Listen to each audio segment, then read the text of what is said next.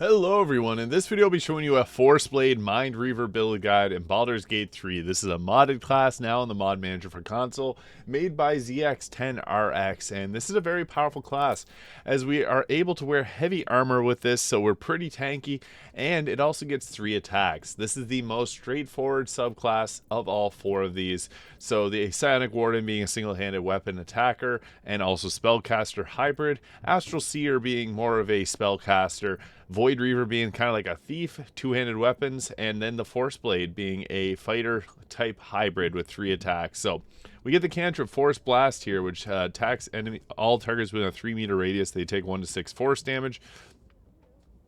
And also if you use Mind Surge, which you get at level 2, you can inflict slow on the target. Now for our ability scores, we're going to want to take a decent amount of intelligence here. Dexterity and strength are going to be important stats too, so we can go with something like this here, and then 14 constitution. However, you can also, if you have strength potions, if you have a lot of them, I would recommend using them because you can get your strength a lot higher this way and still keep your dexterity decent. But we'll go with something like this for stats. Don't forget to pick your skill proficiencies, and taking persuasion is one of the best skills you can choose. So I'll be going over to gear near the end of this, and as well showing off the combat for this class. At level 2 we get ourselves the Mind Surge, which allows us to do some special effects, but it gives you mental exhaustion. We also get the cantrip Telekinetic Grasp, so utilize your psionic powers, exert a telekinetic grasp on a single target, pulling them towards you with immense force. This sudden powerful yank ensures that no one can escape the reach of the FORCEBLADE. This is a bonus action. And we also get a couple spells here, so Astral Blade Burst weapon damage, so infuse your weapon with a psionic energy and unleash this powerful strike, sending a burst of astral force through all enemies in a line. Each target takes 3 force damage plus your strength modifier. And using Mind Surge will inflict chest trauma, which is a pretty good one, giving disadvantage on constitution saves. And we also have the FORCEBLADE Advance here. You do get all of these here, so really the options don't really matter when you take them. But I'd recommend going with these 2 first. So we'll take the Mind Breaker here, 1d6 force damage. And the target is inflicted with Mind Breaker Wound, which causes them to take extra force damage each turn unless they make an intelligence saving throw. We also get a fighting style.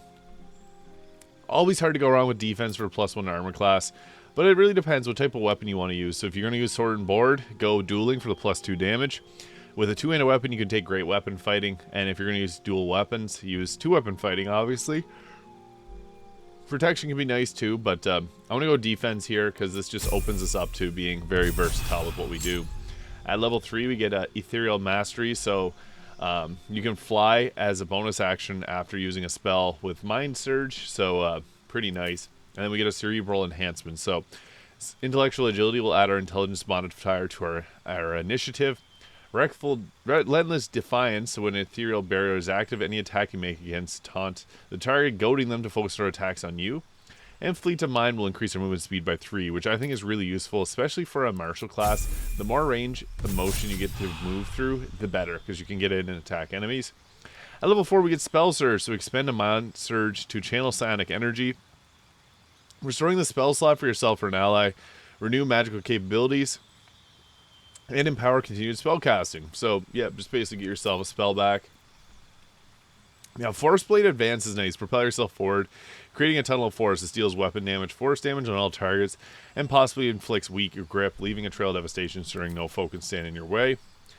We do get all these, so again, not a huge deal if we don't take the one that we want early on. We'll also get an ability score improvement here, so it's tempting to put really any of these stats up, but I think intelligence is not a bad one to go with, just because it's going to give us more.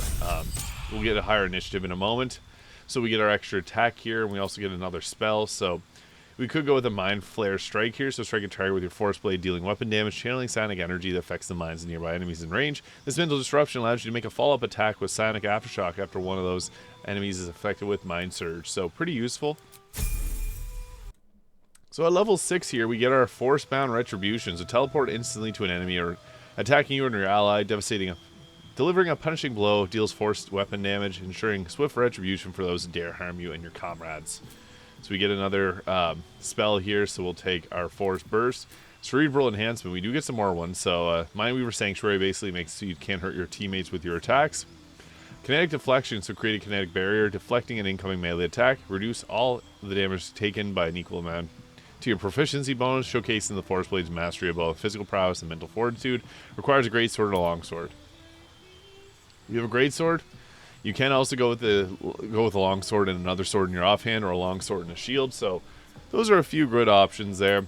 Mind Resonance gives an extra 1d4 of psychic damage to each attack. We're just going to go with the Kinetic Deflection because it's the unique one for this class, and it's actually quite strong.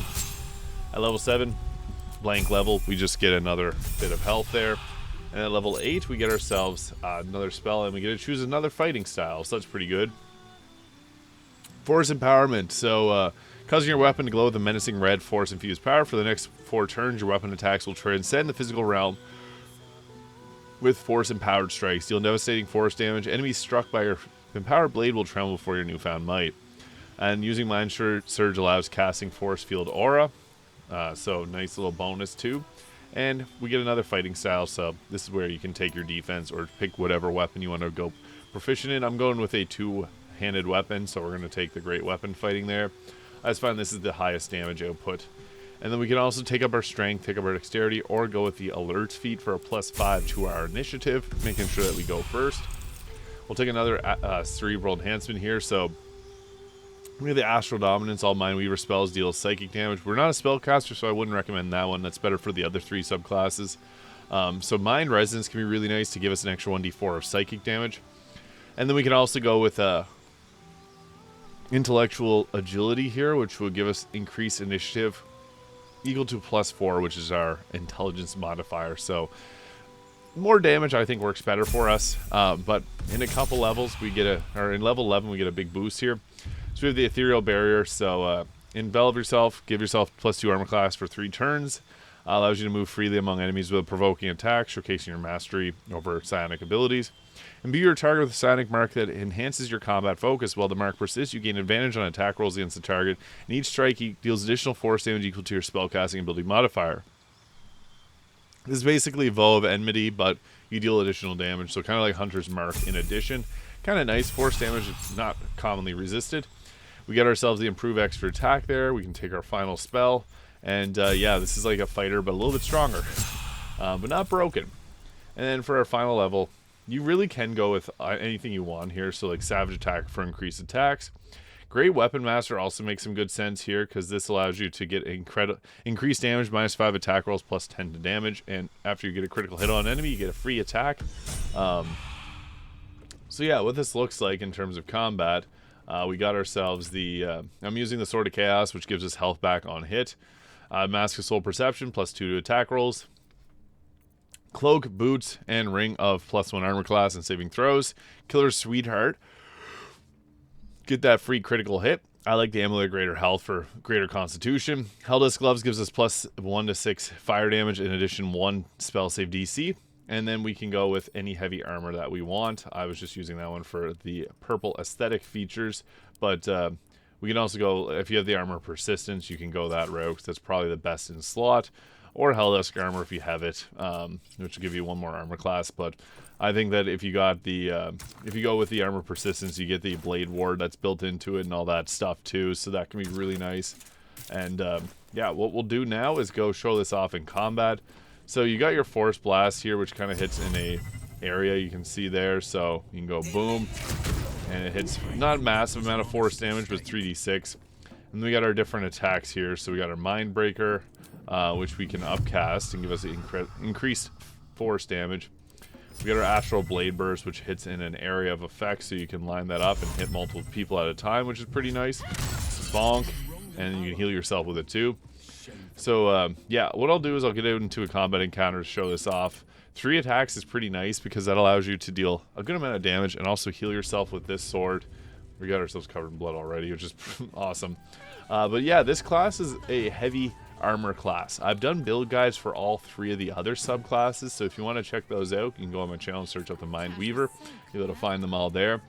It's a pretty fun class, because you get options to do a lot of different damage. You get a lot of different damage options and everything else. Also, if you got the Gaunter Mail Bow, this is a nice little boost, because what you can do is you can go and apply haste to yourself before you get into combat, so then you can just go ahead and once the combat starts, you got 6 attacks now. So yeah, the only thing you're missing is you don't have the action surge from the fighter, but that's still fine, because we got lots of fun attacks here. So we got our, we do a level 3 spell slots. We can upcast them to do big bonk damage there. That was nice. Took them out.